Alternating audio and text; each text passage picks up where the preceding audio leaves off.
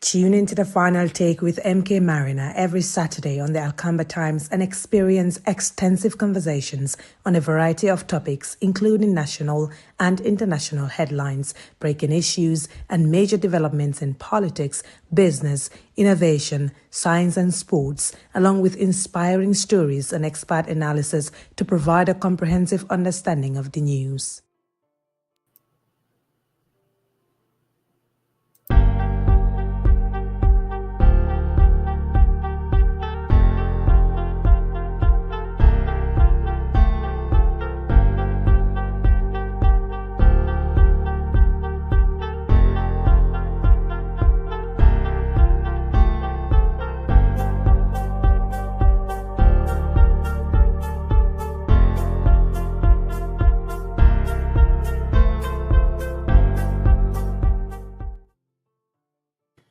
Hello and warm welcome to the final take with me, Seni MK Mariner. Wherever you are watching, this is the final take live from our virtual studios here in Seattle.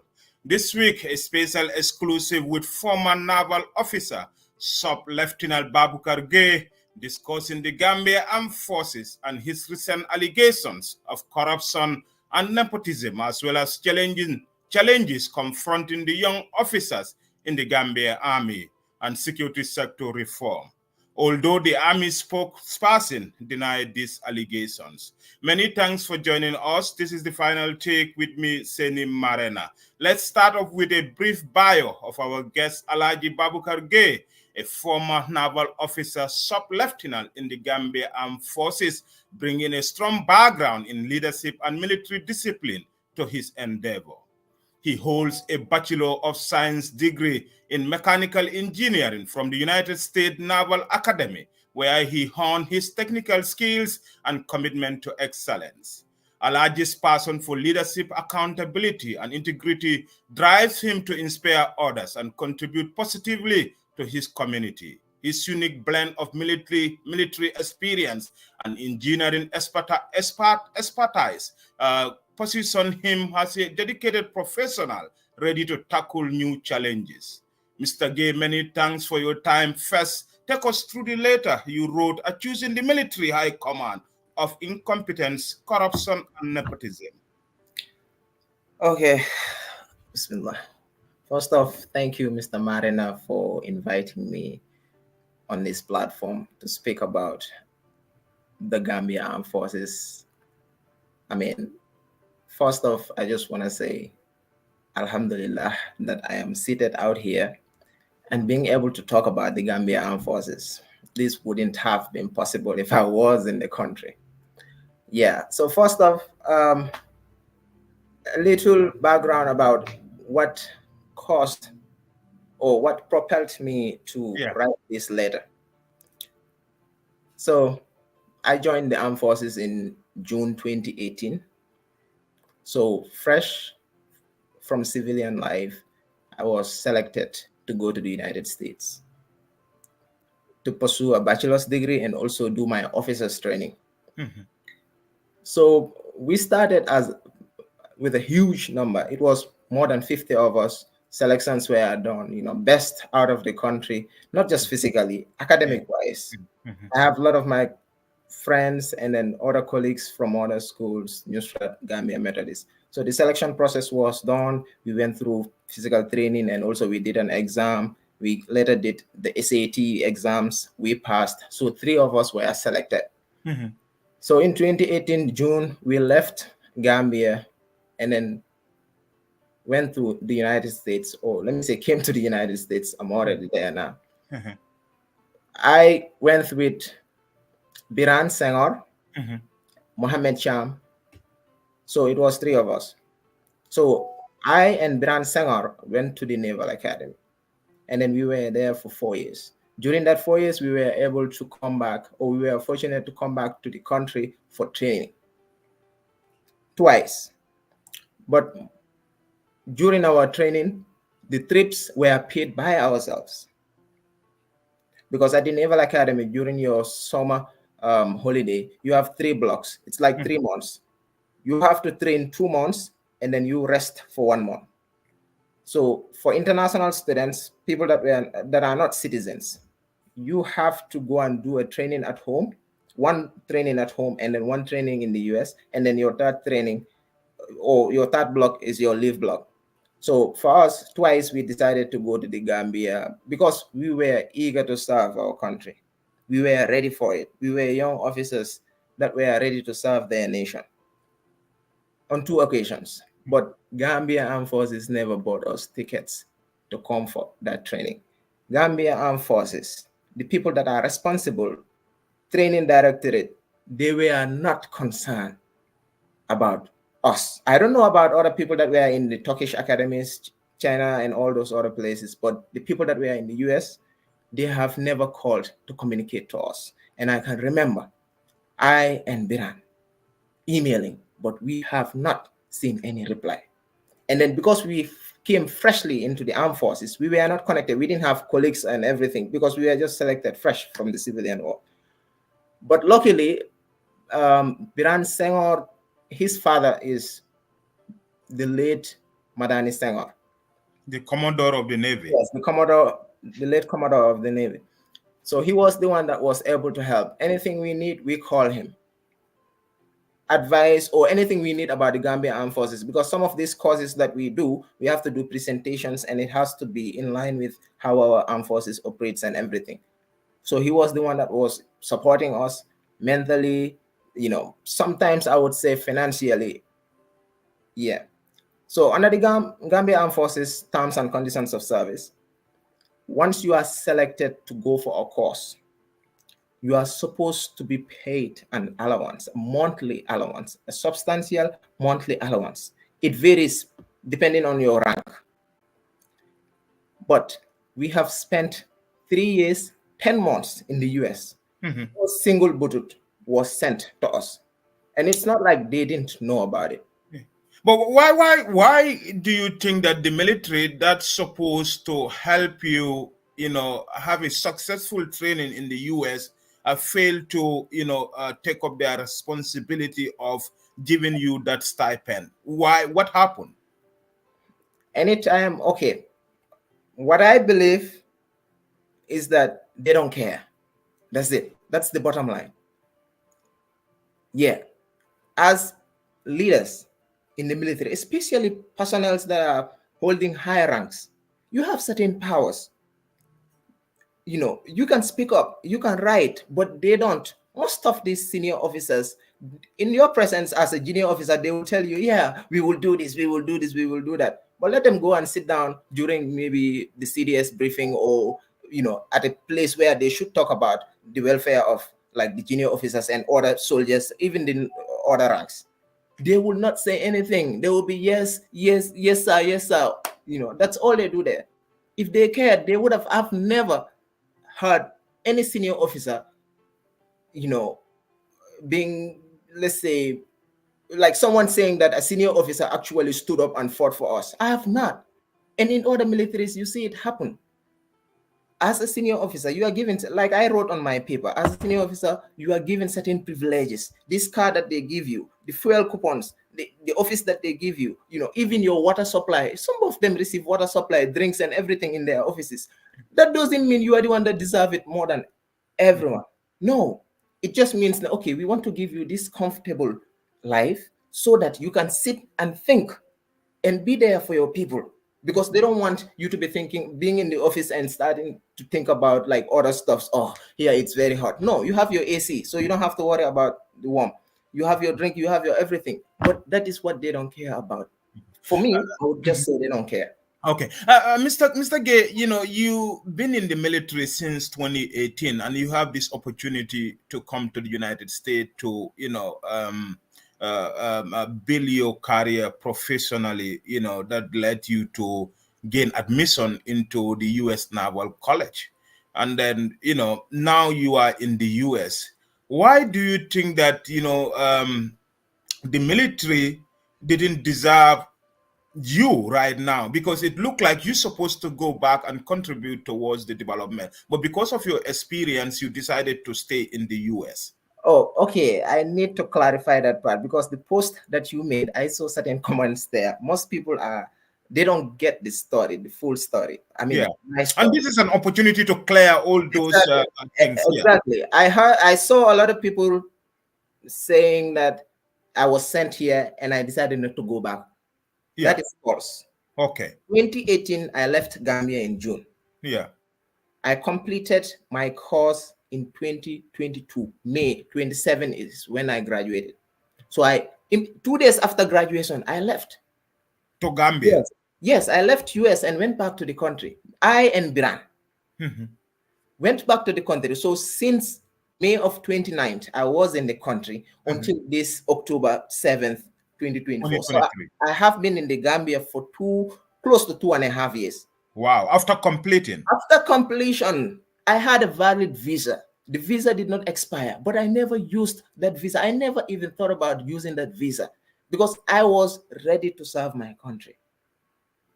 After the area you study is a very rare area, mechanical engineering. It is not even offered in the Gambia until recently with this, University of Science and Technology. They are not even doing it. I mean, I think they have the diploma, something like that, but there's no BSc in mechanical engineering as of now. So, but we did not care about that. What we cared about is that, okay, we were given the opportunity to come and study here. So we should go back and give back to the Gambian people. We were ready for that. 2 days after graduation, we left the Gambia. We could have spent 30 days here just to enjoy our holiday. But right after graduation, both I and Bran said, okay, back to Gambia. We left. So we came to the Gambia. We were serving. And, for the start. Did you guys gain any promotion after your studies, after graduating with bachelor in mechanical engineering, you and Biran? Yes. So our situation is, mostly if you come in as a civilian, you start as a cadet. Yeah. So if you go to a 4-year military course or 5-year military course, once you come back, you become a full lieutenant. Yeah. Yes. So, but if you are a cadet and you are sent for like a basic officer's course, which is like maybe 6 months, 1 year, or 1 year, 6 months, if you come back, you start as a second lieutenant because the 4 years or 5 years course is longer. So there is a promotion in between. So you don't come and start from second lieutenant, you go straight to lieutenant. Then once you start serving, depending on like what I would not say we have a book that tells us, okay, when someone should be promoted and all that, but they don't use that. They just jump and say, okay, next year be promotion. I don't know what system do they actually use, but they are not using that book. Yeah. So I came back. I was in the army. They call it lieutenant, but in the Navy, it's the same as sub-lieutenant. Okay. Yeah. So I'm in the Navy, so I call myself sub-lieutenant. That's my rank, sub-lieutenant. But in the military, it's called lieutenant. Yes, in the army. It's in the army. Okay. Yes, it's called lieutenant. It's the same rank, just two flat. Okay. Yeah. So when we came back, we were serving as lieutenants at the Naval Command in Banjul. After a while, they said, okay, they're going to move us to training school, Gambia Armed Forces Training School, for orientation. But one thing that I've realized is that the Gambia Armed Forces itself only embraces the army part, the army training. Navy, nothing. There is no training that is conducted at the training school for the Navy. No. Whenever you see a naval personnel at the training school, just know that he is doing an infantry course or infantry cadre or infantry training. We came back as Navy officers, but they took us to the training school. They started teaching us infantry stuff. You are specialized in Navy. You have been in the Naval Academy for 4 good years. Yes. Instead of them providing you the resources and other things for you to do the Navy stuff, they are trying to convert you into an army person. Wow. Yeah. But we didn't mind. We were at the training school. Then after 1 month, recruitment started. That is the 38 intake. They started. So they put us into the instructors, and then we were serving as platoon commanders. Both I and Bran. So we were there serving as platoon commanders. And then until the end of recruitment, Biran left the country, because he was denied going for his master's. He got a full master's scholarship. He applied, but he was denied. Why did the military deny someone who is trying to build his capacity in order to be more effective in his role and responsibility? Well, so we have these terms and conditions of service, which states that if you come from a training, let's say like the academy training that we went to, it says, if I don't forget, I think 3 years, you have to serve 3 years before you go for your next one. But now Biran Sangor got a full scholarship. Biran Sangor was not doing much in the Gambian Navy. Basically, he was just there going and coming, just like me. We were just going and coming. There is not much work going on, absolutely nothing. It's only 2-3 people. Those are the people that were working. Allow the individual to go for his master's, and the master's is 14 months. It's not even 2 years, it's just 14 months. Mm-hmm. I understand that the TACOS says, okay, 3 years. But now, if you are going to bend the rule for someone, it has to be for everyone. They allowed certain officers to go without telling them that, oh, you should serve for this number of years. You know, I personally went all the way to director of training. I think last year, 2023, in December, I believe, end of last year, Obi Bojang. But when Biran's situation came, he was not the one that was director. He traveled. It was, I think, Forcha, something like that. Forcha. I don't even know his name. So I asked Obi Bojang. I told him that, you know, my boy applied for masters, but you people denied him. Then he told me, okay, normally, you know, we have this in the TACOS and that, you know, but at least 2 years you should serve for that before you. He didn't even say 3 years. He said 2 years. I told him, okay, 2 years, no problem. I told him I also wanted to apply, but because they rejected Biran's, so I'm expecting that you might be rejected too. Exactly. And I also got a scholarship to come to the US here. Not 100% scholarship, 75% scholarship. The other 25, I was planning on paying for it myself. Through what? The allowances that they are owing me. Gambia Armed Forces is owing me allowances more than $1 million. Not just me, both I and Biran. And in my letter, I've written that we went to the CDS, the current CDS. He was deputy CDS then. We went to his office and spoke to him about it. By then, we were not even in the Gambia. We were in the US, and then we went for training, and then, you know, we decided to go and see him. We told him that, okay, while we, you know, at the Naval Academy, first year, you are paid $125. $125 in the United States. Because the United States government expects that your government would send you money. Mm-hmm. While studying. Exactly. They should. Although housing and feeding was provided for us. But housing and feeding is not the only thing you need. You need to buy certain books. You need to buy your shower products. You know, you need to buy, sometimes, maybe the food that they cook, it's not something you can eat. You need to buy something. Or sometimes your friends will say, oh, let's go out. And you know how America is. If you go out, it's not like Gambia. No. It's like you have to buy your own food. And being in the academy, and you know, you don't go out. You only go out Saturdays and Sundays. So you cannot sit for a whole month inside the academy without leaving because you don't have money. So the military failure to pay you guys your stipend while studying has caused some untold suffering on you while studying. Cost, debt. We are in debt. Wow.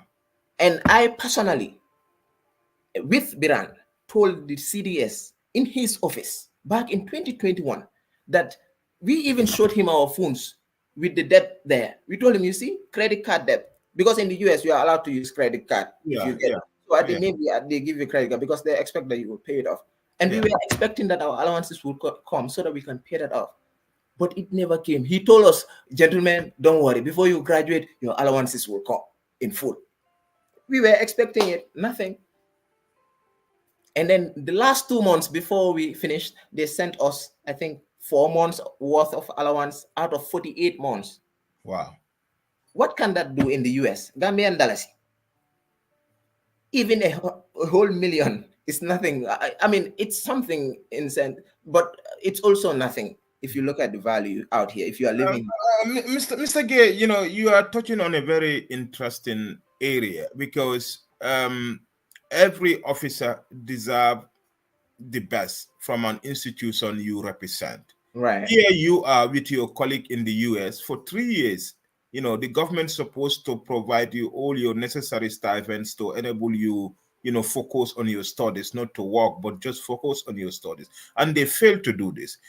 After your graduation, you went back to Gambia. Yes. You just returned, you just came to the US, let's say a month ago or so. On the 7th of October is when I Okay, came. you came to the US like 3 weeks ago. Yes. And then, you are much needed in Gambia right now because of the area you study. What forced you to, leave Gambia, and back in the US at a time when your country needs you?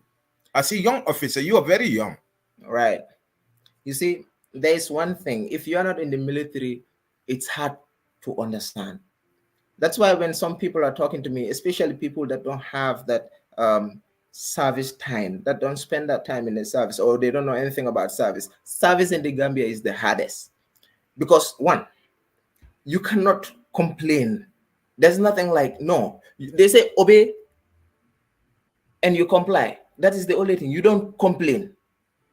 Military. Have you ever seen any military protesting, personal protesting? No. You don't have that. Yeah, that's why when we intercept your letter complaining about corruption, incompetency, nepotism in the military, a lot of people were concerned because a young officer had the gut to come out and complain about something that has been existing in military, but no officer dare to come out and talk about it. What pushed you to that level? I understand some of them why they didn't. Not all of them though. Some of them did not complain about it because they are part of the problem.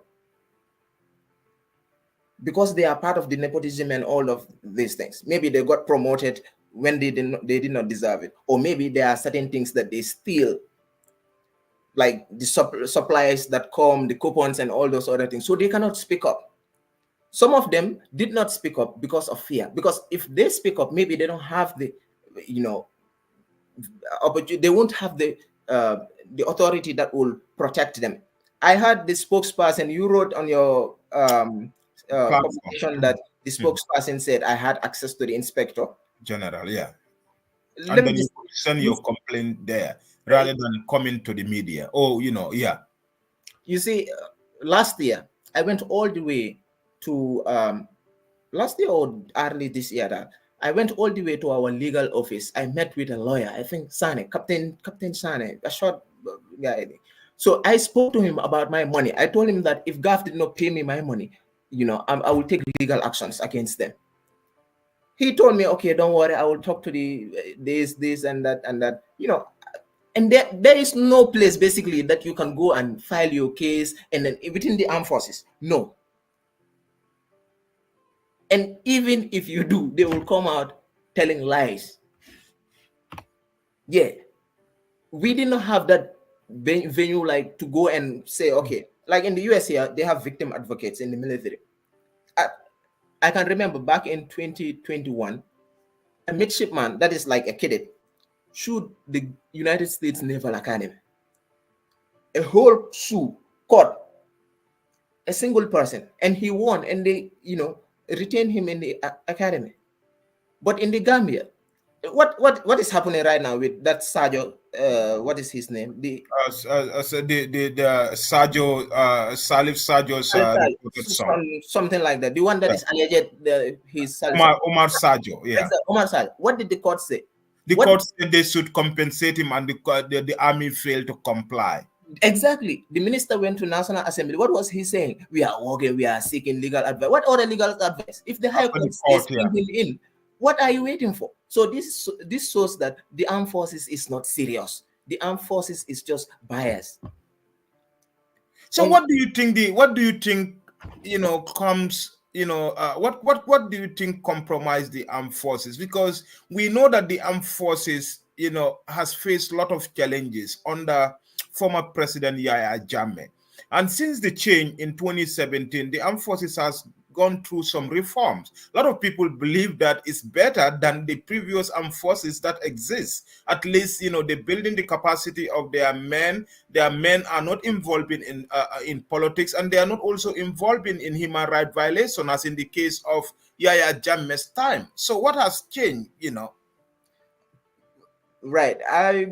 I was not in the military during Yahya Jammeh's era. But you have heard stories I've of heard what the military has yes. done, yeah. Yes, with regards to the reforms is basically what they see as their reforms right now. It's more like, okay, you think it's more of a cosmetic reform than it's a cosmetic reforms. Just not come, okay, reforms, they do one little thing. Oh, we are sending officers for training. No, it has to be attitudinal change. It has to be from inside. You have to change the attitudes of the people. Their reforms is just, okay, hey, let's just send 2-3 people for course, 5-6 people. They are sending people for courses, but they are not giving them financial help.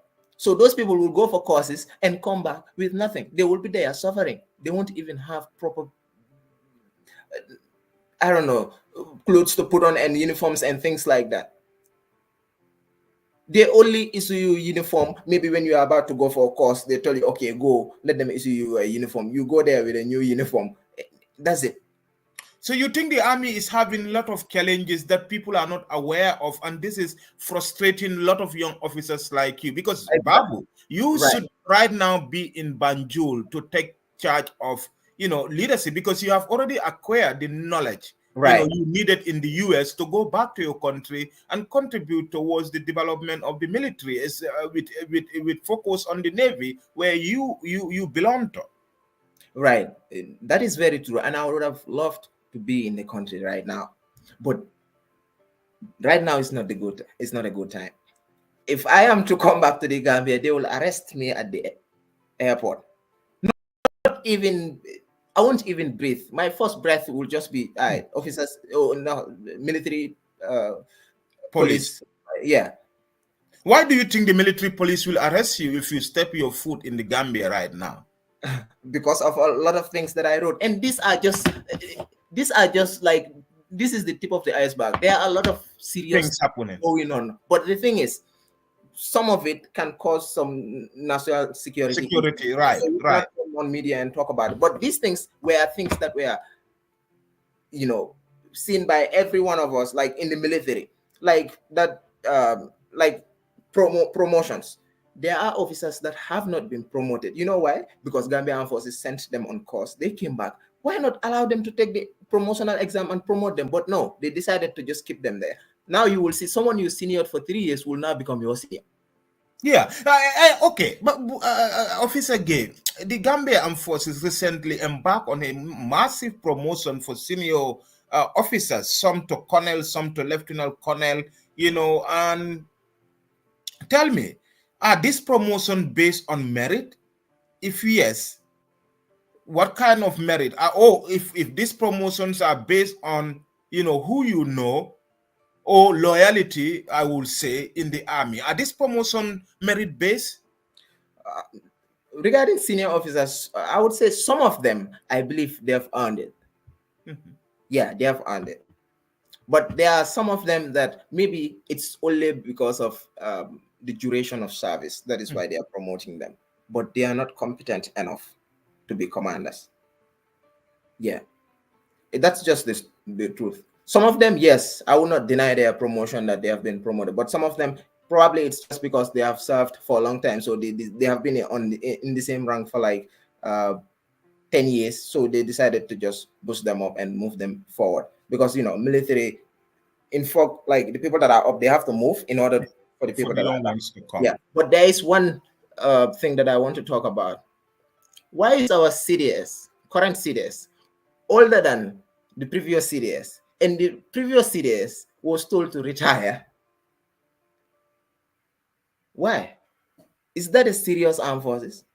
You are retiring someone because they are 60. We'll come to that, because I understand that he was hired, they hired him because he retired already. And now here is a man who retired, his contract been renewed and appointed chief of defense staff. Do you Right. think that is in conflict with the military rules? It's not. He is not supposed to be CDS. That's what I'm telling you. This guy, like, what I would say is he's just put up there to, like, they just want to compensate him. But the mistake they are making is that military, you don't compensate people with ranks and things like that. No, let him be compensated with financial wise because of maybe the previous regime, like things that happened to him. He went through, yeah.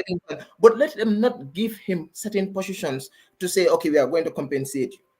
Now, if you bring him in to compensate him with that, what do you think he will challenge his seniors? No, because he will always feel, oh, I owe my loyalty to them. And Gambia, that is what happens. People owe loyalty to people. So do you think that issues like this, is what is having serious impact on the moral of our officers, like bringing in people who are not competent to, lead the reform agenda of the Gambia Armed Forces after, being implicated in series of human rights violations during the former President Jammeh's regime? That is very true. That is very true. Incompetence, giving people rank. In the military, there are ways that you can become an officer. You have like the direct shot service and then the regular combat and all this stuff. Yeah. So it is written that there are certain positions that someone that is quartermaster, like, let's say for instance, you are a normal soldier, like a rating or another rank. Let's say you are a sergeant, corporal, and warrant officer. Maybe your performance is good. They decided to make you an officer, or maybe they need a position that has to be manned by an officer, so they don't have one. They believe that you are the one that qualifies. They can decorate you as an officer, but there is a particular rank that you should reach. You should not go beyond that. And CDS, our current CDS, shouldn't have been CDS if we were following that. But we have a terms and conditions of service, a book that we are not following at all, and that is causing the damage. Okay. That is causing all of these problems. It's because we have a book that we are not following, or they only follow it if it is against you. Like right now, because I left the country, my own safety, they will use it against me. They will say, yeah, you should have served for this number of years. You have this, but now the same book is the book that said you should pay me my allowances. The same book. You refuse. And right now, that is what the military says. They said you are the military term for AWOL. That means you deserted the military. Now you are in the US, and that's a crime, under court martial. Right. US is the only place that I believe I would have, I could come and be safe. Because if I go to Senegal, Senegal and Gambia is the same thing. Writing this letter, I have written this letter a long time ago. This letter is not today. There was a time that I wanted to publish it, but I was like, what's going to happen? Mm-hmm. I have a mother. I have a father. I have people that love me. I have a wife. I have people that care about me. If I was alone, if I was just someone that don't have any of those, I don't have anything to lose. I could have gone ahead and published it and go. Yeah, a lot of people were like, why is this young man speaking up now? And instead of he's supposed to speak while he was in the Gambia, but moment he left Gambia, he starts speaking up. They said you should have stay home and fight, to have that changes you wanted in the Navy and the armed forces. It's only a dumb person that will do that. If you follow that, it means you're just dumb. If there were authorities that could protect me, I would have said it while I was in the Gambia. Ask them at the offices. I challenge things. When we have meetings with our CEO, just the last meeting that I attended there, the CEO, that is our commanding officer, Farah Job, Commander Farah Job, we were talking, and then he brought up something, and that was about receipts. He said, okay, Treasury is asking for receipts. because there is this amount of money that is allocated to the Navy so that we can maintenance our boats and everything. But the money is not used for that. The money is used for something else. Now, Treasury wants to see receipts that will indicate that the money is actually used for on the ships or things like that. He said, now, defense headquarters are pressuring him to make up receipts. I was the first person, I would say everyone else, maybe they also would say the same thing, but nobody said anything. I was the person that told him, sir, do not do it. Wow. Yeah. For me, I'm not scared of telling you the truth if I am face to face with you. But the thing is, Gambia Armed Forces, if I say it outside where there are groups of people, trust me, they will all back out. Wow. And they will leave me in the mesh. Wow. For me, I was never afraid of saying anything. You see, when CDS came for tour, just this year, 2 months or 3 months ago, yeah, few months ago, yeah, he came to the Naval Command. You know what he first asked me? Yeah, he told me, "Where is your boy, Senghor?" That is my partner, the one that I went with.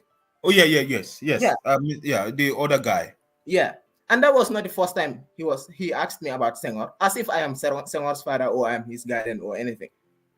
I'm just an officer just like Senghor. Why would he keep asking me about Senghor? Then after asking me about Senghor, I told him, "Yeah, he's fine." Then he told me, "I hope you are also not planning to leave." You know what I answered? So Senghor left before you, and this is the same Senghor you attended the U.S. Naval College with. Yes. So, this That's guy, Senghor, right? Yeah, Senghor. So when he asked me about Senghor, I told him, "Yeah, he is fine." And then he asked me, I hope you are also not planning on leaving." Why do you think the CDS will tell you that? Why are you not also planning to leave? Because they know they are not doing it right. If they were doing it right, they will not sit down to think that people will leave, because they know nothing is going right. So people will leave. We have careers. I have a family. Like I said, we have people to feed. We have to take care of our people. And it's not about just my people. It's about the Gambian people too. I don't want to serve in a military whereby nepotism, corruption, and all these things are happening. At the end of the day, since I am part of the armed forces, I will be included when things go downwards. But what I was saying is that when CDS asked me, "Why? I hope you are not planning to leave," I told him, "No, sir. But with a condition, if everything goes fine." Wow. I was not planning on leaving if everything goes fine, but things are not going fine, so I left. I was not scared. I saw my CO looking at me, with that eye of like, "You shouldn't say that." Oh, I saw some other senior officers when they had me saying that. I know they are scared because the rank that they have, some of them, they did not earn it. So they are scared that maybe if they misbehave in a particular way, maybe next promotion they would not be considered. But for me, I don't care about promotion or anything. It's about the country first. That is what they say. So, but for them, they are not there for the country. They are there for their pockets. If you believe that, not all of them, if you believe that some of them are there for the country, no, you are wrong. They are there for their own pockets. So you are a Navy officer, and your responsibility is to protect our waters from outsiders. Yes. And we understand that the Navy is facing a lot of challenges, like they don't have enough speedboat to tackle interwater activities between Senegal and the Gambia. Tell us about the situation at the Navy. Do you think the Gambian Navy is capable of protecting our waters from international smugglers? Platforms, no. But personnels, I believe there are very good personnels there. Both officers and the ratings. Like these chief petty officers and petty officers that are there, they are good and they are willing to work. But they don't have the platform, or they don't have, leadership don't care about the Navy that much. Yeah. Yeah, we'll come to that, because when you talk about the Gambia Armed Forces, this is beyond the military or the army. This involves the Navy, the Air Force, if we have any, and the army, But we are talking about what from what I understand is that the Navy has been neglected by the Army leadership. Why do you think that the Navy is neglected, looking at their role of protecting our waters from, international smugglers or other crimes at sea? Thank you for asking. That is also something that I've once talked about at the defense headquarters, not in the presence of other officers. And I just went to sort out something, and then all of a sudden we were seated and then chatting. Then that's when I brought up that thing. The Navy right now, we don't have a commodore. The Navy is led, or the one that is kind of like operation wise, I would say it's the commanding officer at the naval command is the one that is handling some of this operation, but he gets orders from the army commander. Or is the Navy independent of the Army? Because no, it's not it's not in Gambia. No, the Navy is kind of like under the Army. Okay. They should have been separate. The Navy's budget should have come aside, Army's budget aside. Their operations, they can have joint operations, yes, but it's like two separate branches. But Navy, it's I understand it's very hard to maintain a Navy. Navy is more expensive than Army. Even a Navy that is like 500 personnel is more expensive than an Army that is like 1,000 or 1,000 plus. That is why you look at the Navy personnel, they all do Army jobs and all those. They stand guard post and all these other things that they do. Their training is all about army training. They don't do Navy specific training. There are some people that are in the Navy that have not been to sea. Can you believe that? Navy personnel, you have never been to sea. What are you? You should have the experience at least once, twice, or certain number of times. But they don't provide us with the platforms. Everything is about the Army. Everything is about the Army because all the senior officers are Army. There is no senior officer out there representing the Navy. It's only the Navy is headed by a commander called Commodore. Do we still have one? Because the last Commodore was Commodore Madan Senghor, who passed away, I think, last year. May his soul rest in peace. Do we have a Commodore in the Navy now? We don't have a Commodore. The last time at headquarters, I was talking about that. Why do we not have a Commodore? What are we waiting for? There's, Gambia Armed Forces has this system of, next in line. It's kind of like we are all in a line. If I stay that long in the Navy, I will probably become a Commodore one day. Just because I'm in the line, not because of maybe my qualifications and things like that. The highest, the most senior person is Captain Barrow, but he's on a mission right now. I think this Senegalo stuff, I don't know what it is about. I just hear people saying Senegalo, something like that. So he was supposed to be the one that is Commodore, but because he is on that, now that position is not given to anyone. Right now, even the office is locked. Wow. Yeah, so there is no one manning it. Someone could have come in and then, assume the position. Or tell him, because he doesn't love Gambia at heart, he is in the mission for the money. Because the mission, you get good money from it. So there is a leadership vacuum at the Gambia Navy, and you have qualified people who can be appointed Commodore, right? Right. I don't know. I mean, go ahead. And the most competent people in the Navy are the most junior, I would say. Yeah, like right now, like this Commander Farah Job that I'm talking about, I would not doubt his credentials, or I would not doubt him as like someone that is capable of running the Navy, but he is also involved in a lot of other small things. So those wrong things, and I have the feeling that he wants to get away from those wrong things in the past and everything. For him, I believe that maybe if it will be better, not best. Yeah, he is the most competent senior person that I've seen. And Aliou Sane, I forgot about Commander Aliou Sane. Yeah, he is also going to be that good person. But the rest, they are all junior officers. They are more like lieutenants and sub-lieutenants. That's it. And maybe few lieutenant commanders. But I would say the Gambia Armed Forces generally is like that. The junior officers or some of the majors that are the personnel that are recently promoted, that we are recently promoted to the rank of major, those are the people that are most competent. Yeah.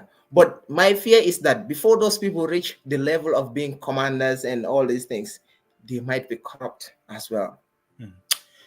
Okay, for those watching, this is the final take with me, Seni MK Marena, a special exclusive with former naval officer Sub Lieutenant Babukar Gay, discussing the Gambia Armed Forces and his recent allegations of corruption in the army. We will take a quick break. When we are back, we will continue with the conversation. Don't go away. Stay tuned. Tune into the final take with MK Marina every Saturday on the Alcamba Times and experience extensive conversations on a variety of topics, including national and international headlines, breaking issues, and major developments in politics, business, innovation, science, and sports, along with inspiring stories and expert analysis to provide a comprehensive understanding of the news.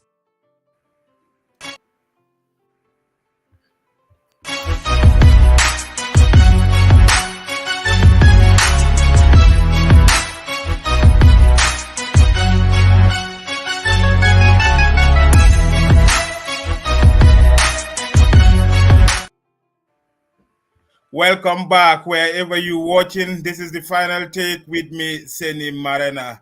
In the studio is a young army officer from the Gambia, naval officer Babukar Gay. Mr. Gay, you talk about a lot of things in your letter. Unbelievable. You talk about how corrupt the leadership is. How do you think that we can fix the army with these allegations of corruption, nepotism, and incompetency? How corrupt is the army itself? The army itself is very corrupt. Very corrupt. It's just, in the civilian world, people can go out and talk about a lot of things, but in the army, you are not privileged to do that. Maybe within yourselves, you can sit down and talk about it. And a lot of these corruptions or a lot of these wrongdoings, we do talk about it. We do talk about it inside our offices, sometimes in the wardroom, sometimes even in the coaster that takes us to work and brings us back. We do talk. We know that the army itself is not functional, but we just don't have a system where we can go and talk about these things. That inspector, I don't know, Babukar Sane. The Inspector General of the Army responsibility is to receive complaints about, Right. About what the young officers or the army is going through. The Army PRO, when we lay our hand on your letter, we reach out to him, trying to hear the army reaction with regard to those allegations. And he said you have all the opportunities, to present it, to talk to the Inspector General of the Army to address some of your concerns you raised in your letter. You see, that guy is just a mouthpiece. He will come out and say whatever they tell him to say, and he will speak out. But if he was to be honest and actually tell you the truth, my friend, there are certain things that the Gambian people will hear that, they will be very disappointed. Why didn't they write or do anything? You see, when this thing was published, I was told that my CO had a meeting with the officers that are over there. Because when I sent it I didn't know. Okay, did I send you the letter? You didn't send me the letter. Exactly. I got the letter from a secondary source, Exactly, because my main aim was to just let it be within the armed forces. And some officers, or a lot of officers, were very happy that, someone wrote and spoke about the things that are going wrong. But my CO went during a meeting, he was complaining, why are you people commenting these, saying certain things as if, okay, those people should be against me instead of trying to be in support of me, because he's part of it. He's part of the people that I'm addressing in that letter. He felt guilty. He himself is as guilty as any other person. Trust me. They are all the same. They are not fair. They don't care about us. That's the main thing. I wanted to stay in the Gambia. I wanted to make a change. I wanted to, I could have left the country since 2022. I could have decided to not come back because we went as 3. 2 of us came back. The other person did not come back. and he is living his life. I could have done the same thing, but I had the heart to serve the Gambia, and I wanted to. I stayed here 1 year. I wanted to go for my master's. I was told no, at least 2 years. 2 years, I did it. When it was time for me to apply, I was told that CDS said, "Oh, a signal came that no one is allowed to apply." And just 2 weeks before that, there was this officer at the Navy who applied, and he got approval to go and study abroad, and he did not even spend 1 year in the country. And so why do you think that the army is not fair to you? Because you came to the US, you acquire a degree, a bachelor degree in mechanical engineer. You went back to Gambia. You wanted to go and do your masters, and they refused to let you go. Well, did this thing in any way discourage you from serving? That is one thing that discouraged, because I also want growth. I want to work, I want to serve, but I also want growth. That's number one. And number two, I don't want to be part of anything, even anything that is wrong, because I was trained to do things right, no matter what. And even, let's say in our religion, as Muslims, we are told that, okay, you can do certain things. If you see a wrong thing, you can take action, or you can speak, or you can hate it. So I couldn't take action, because if I do, I wouldn't have been seated here. Probably administrative leave there. That's what they will give me, because they will say maybe if we do certain things, human rights and all those things. So they will just put me on administrative leave. So who am I going to complain? Nobody. So I'm going to be there like that, and I'm going to lose my job and everything. So you don't think the army is democratic to listen to your concerns? They will not. They will just sit down and say, yes, we will do something, but they will not. The inspector of the armed forces was there when this promotion was happening. When they were promoting, it is clearly written that in the terms and conditions of service, that an officer cannot be married to a normal soldier, like someone that is a non-officer, like a non-commissioned officer. Okay. But there is an officer that is married to a non-commissioned officer, and then they had the guts to call the wife to come and decorate the husband in the presence of all the senior officers. And that is against the military rules. Exactly. Why didn't the inspector take action from there? So he expects me to come and tell him his job. Should I be the one to go and tell him that no, this Takos Manson, you should go and no, he should act. So if I had the avenue to go and report things to the inspector, because I know that the inspector will not do anything. So what's the essence of me going all the way there? Just wasting my time. And probably if I go there, so he will discourage me, or he will even tell me, certain things that are not even true. So we don't have people that are ready to take responsibility in the armed forces. Everyone is running away from responsibility. If it is good, everyone wants to take credit. But when things go down, everyone wants to just stay away from it. And I don't want to serve in that. Yeah, Mr. Gay, you came at the army at a time when the army is going under reform. You joined the military in 2018, right? After an impressive academic performance at New Start. You got the cadet course, and then you had the opportunity to come to the US to study. Right. So tell me, from your experience, is the Gambia Armed Forces in a proper state to run the security of the country? Because currently, why I'm asking this, currently we have economic forces, the ECOWAS stabilization forces in the country since 2017, and they're still there because the commander-in-chief, seems not to have confidence in the military to, secure him and his government. Do you think that the Gambia Armed Forces is in a better shape to run the security of our country without these economic or intervention forces? Mr. Marina, okay. I'm not going to go in details about that, because some of these things are about national security. Right. We won't talk about anything that will hurt the country. Right, exactly. I cannot talk about what the Gambia Armed Forces is capable of. Let's say, there might be some other personnel from other countries that are listening that want to know the capability of the armed forces.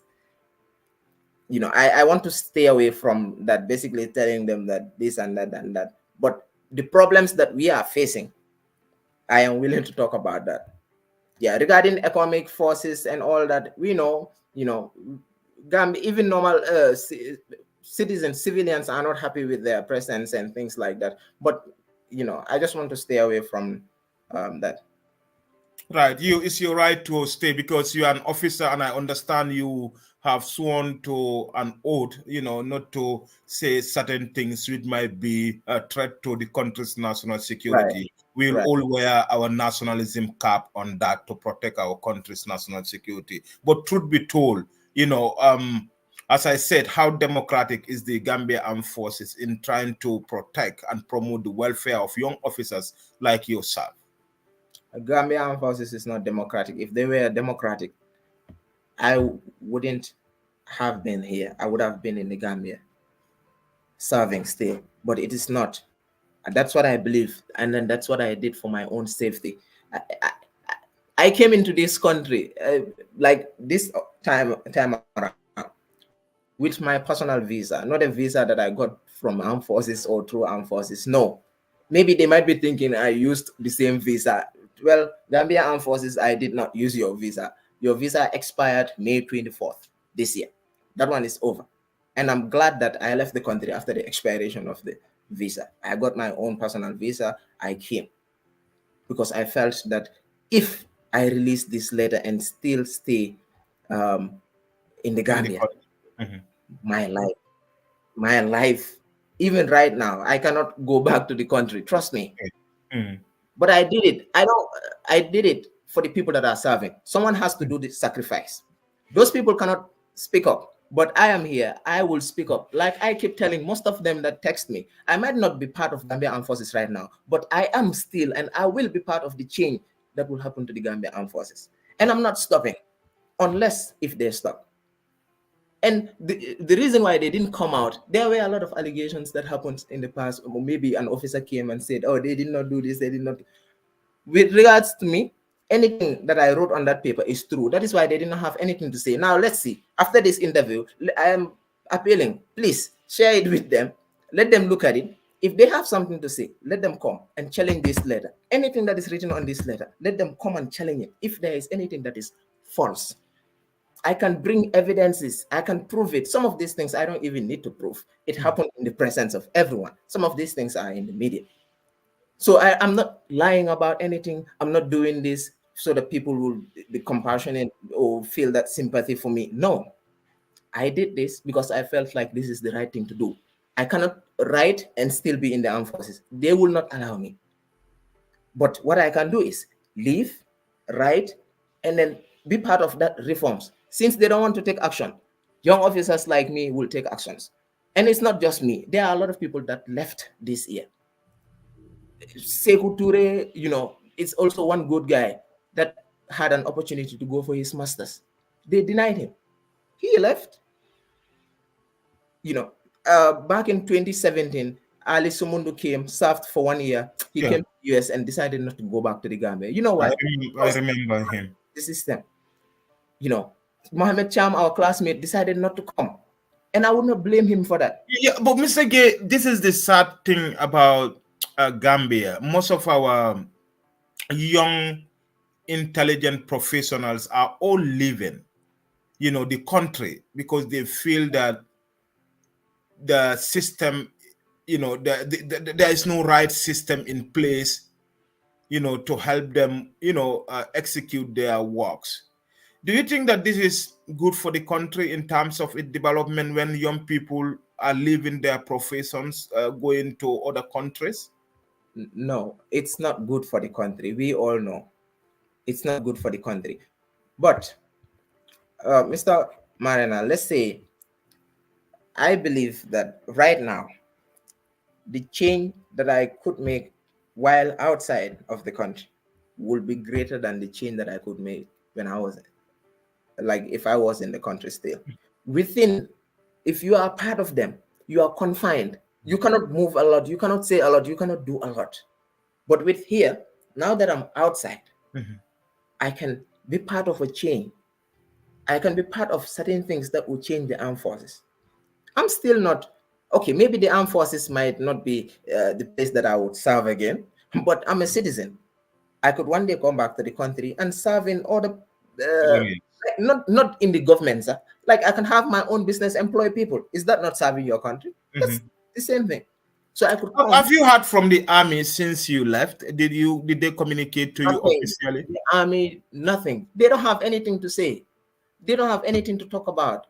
They know that anything that I wrote on this letter, and these are just the tip of the iceberg. Like I said, there are more wrongful doings that are happening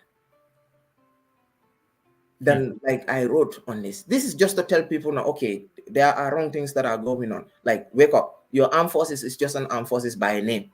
But we don't have that quality in there. We have the quality at a level that, those people cannot take actions or they cannot change certain things. You have young, bright officers. We have a lot of young, bright officers that graduated from Turkish Academy, China, Taiwan. Yeah. US. Just a few days ago, a couple of your colleagues, they graduated, from China military school, and they are back home in the country right now. So we have seen recently that the army has built a lot of capacities, but most of these people you mentioned either left the country or they are not actively serving. Why is the army investing so much in capacity building, but they are not doing that job after graduating?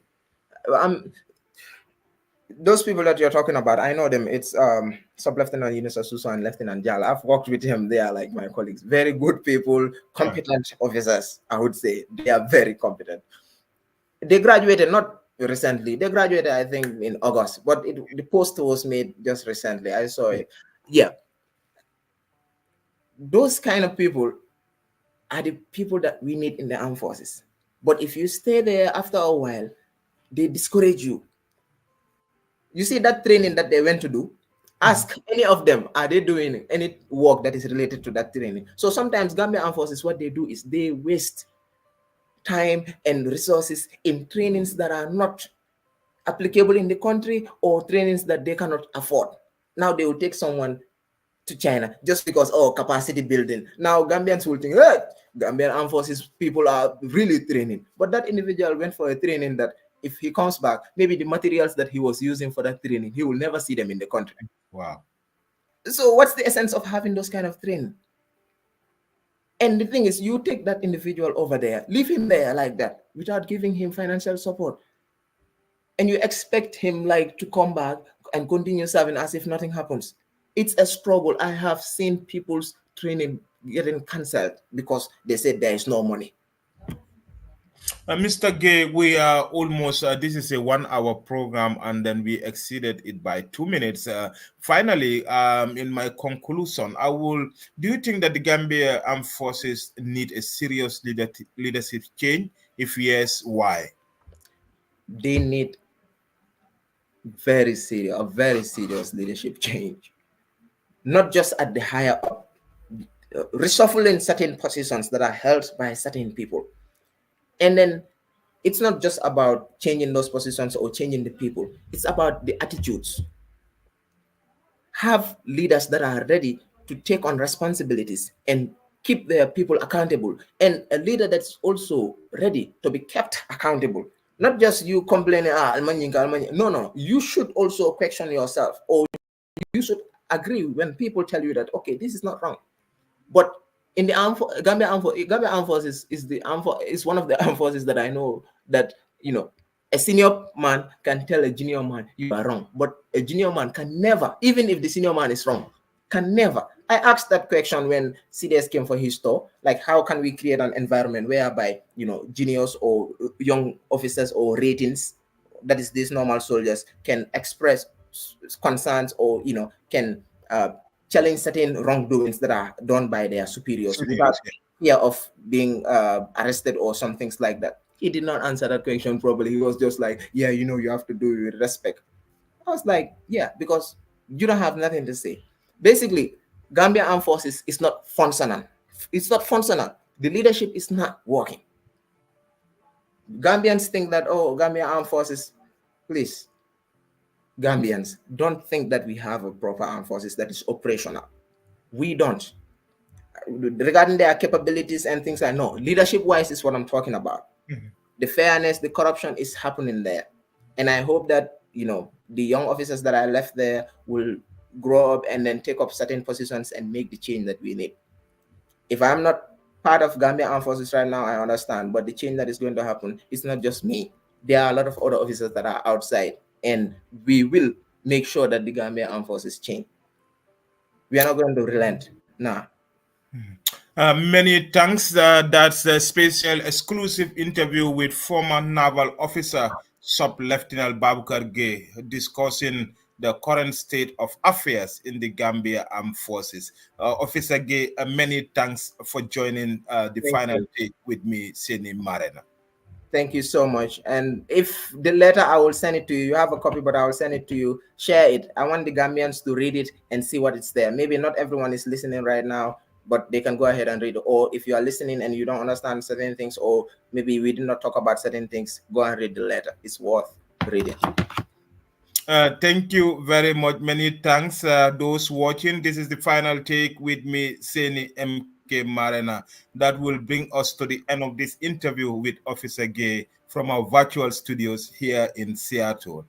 Tune into the final take with MK Marina every Saturday on the Alcamba Times and experience extensive conversations on a variety of topics, including national and international headlines, breaking issues, and major developments in politics, business, innovation, science, and sports, along with inspiring stories and expert analysis to provide a comprehensive understanding of the news.